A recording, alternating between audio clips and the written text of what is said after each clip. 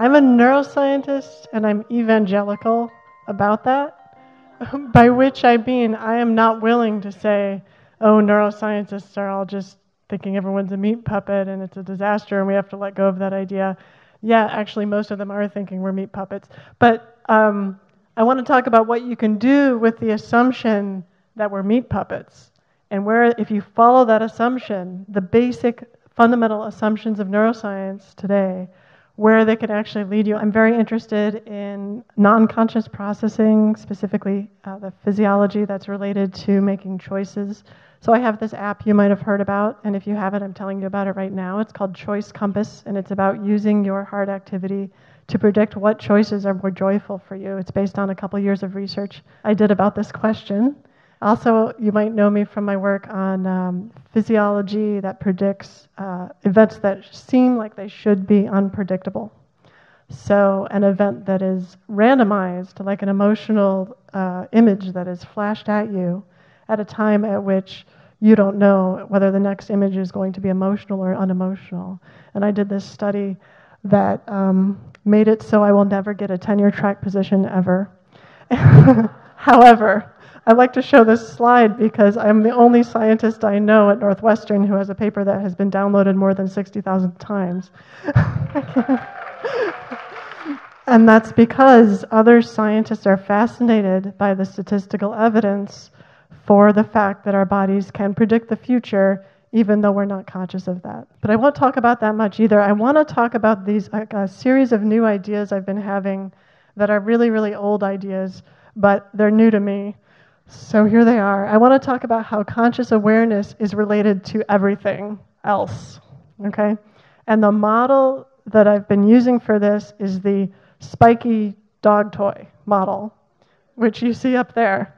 And it'll all become crystal clear in 15 minutes. So we've been talking about consciousness as higher consciousness, which is like this incredibly vast definition. We talked about the Noetic consciousness. I want you to narrow, for the purposes of this talk, your definition of consciousness to simply subjective consciousness, because that waking, simple conscious awareness that William James called waking consciousness, everyday consciousness, is what most neuroscientists mean when they talk about consciousness, and I want to come at this from a neuroscientific point of view. So Christoph Koch, who is arguably one of the most powerful neuroscientists in the country, because he chairs, he's the chief scientific officer of the Allen Institute for Brain Science, which gets most of Obama's brain mapping money, says, by consciousness, I mean the ability to feel something, anything, whether it's the sensation of an azure blue sky, a toothache, being sad, or worrying about the deadline 2 weeks from now, okay? So very simple, subjective definition of consciousness. Trust me, it will take us somewhere. So here are the two central tenets of neuroscience that I really want to work with and that I was trained in for many years. One is that brain activity creates individual consciousness, everyday waking awareness. That is the only thing that creates it. And if there is a cause for everyday waking awareness, it can be traced to brain activity.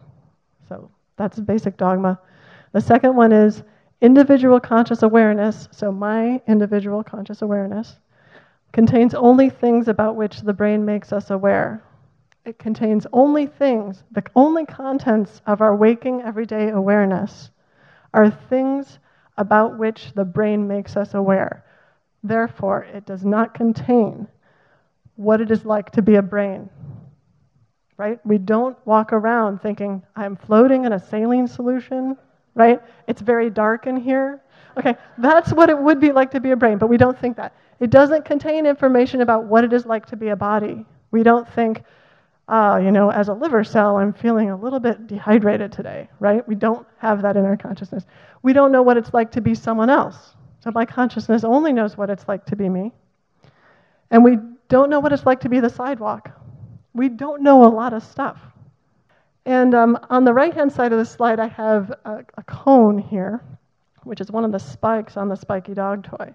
This is the basic model that the mental, which is what neuroscientists now admit, waking consciousness, they now admit it's a mental process. Actually, when I was in graduate school, you would be made fun of if you said that my conscious experience is mental.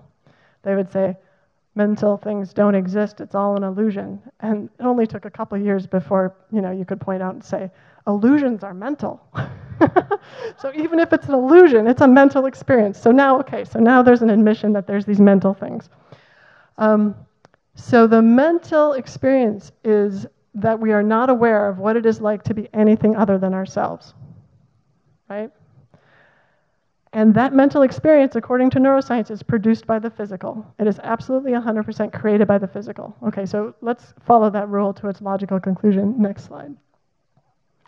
If you have two people standing together, you have these two cones, right? At the top, we have our mental experience. At the bottom, we have the physical that is creating it for me. And then my friend over here, my twin, I guess, has the same arrangement, okay? And the reason I say that is important is because we know we're not connected at the mental level because I don't know what it's like to be my twin. But the physical level can connect us. We can hold hands, right? So we're not aware of what it is like to be the processes that create individual conscious awareness, but we could potentially be connected at this level at which we are not aware. Next slide. Okay, so now let's go back to the spiky dog toy model. Look at those purple things. We have the individual conscious awareness of the person, and then look at the orange base that connects all of those. We have the processes of which we are unaware that supposedly create individual consciousness according to neuroscientific dogma. So next slide. Where is physical reality in relationship to this picture, right? If you take one of these dog toys and put it on the ground, physical reality is sort of the ground, right? And we have this idea that if I touch this podium, my mental, waking, everyday consciousness is getting a sense of physical reality through my conscious awareness. But no, according to the neuroscientific worldview, the only way I'm getting information about this podium from my hand and from my eyes is through my brain, through the physicality. We have no direct access, according to the neuroscientific worldview, and Dean was pointing this out. We have no direct access to what is out there, right? There's no direct access. So next slide. I'm going to show just a simple illusion of motion. So most of us have been trained to realize that when we see motion, as in a film like this, what it really is in physical reality is a bunch of slides of images, static images that are placed quickly one after another, right? And our brains see it as motion. Now, I've just explained to you how this works. And you still see it as motion. How many people are able to see this as a series of static images that aren't moving? Okay, so maybe 1% of the population has an ability to see this as a series of static images that aren't moving. Most people have the experience that regardless of the explanation, your body is still making you see it as motion. So next slide. So conscious awareness doesn't even have direct access to physical reality, even when I tell you, and we all agree on what physical reality is. So it only has access to whatever the processes of which we are not aware gives to it. Okay? So next slide. We, if we consider ourselves our waking individual conscious awareness, are not directly aware of physical reality. So the model where physical reality is the line on which the dog toy sits doesn't work. So next slide. So if you turn the dog toy inside out, which is why the dog toy is such a great model, it becomes this ball. And the outside of the ball can be physical reality as well as everything else of which we are not aware. And inside the ball can be our mental experience, our individual conscious awareness. So the processes of which we are unaware include physical reality or our brains. Okay? Next slide. So this is a cross-section of a grass, and it's stained in such a way that you see these faces inside this cross-section. I love it. Anyway, the point is that if you take that dog toy and you turn it inside out, a cross-section of what the inside would look like this.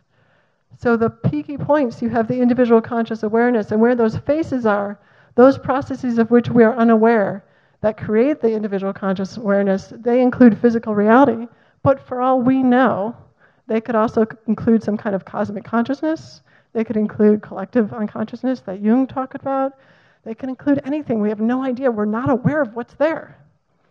So the point is, if you take the basic tenets of the fundamental tenets that any neuroscientist will agree to, and you follow them to their logical conclusions, you end up with this mysterious connection of which we are not aware and that we can't access and don't understand, which is hilarious.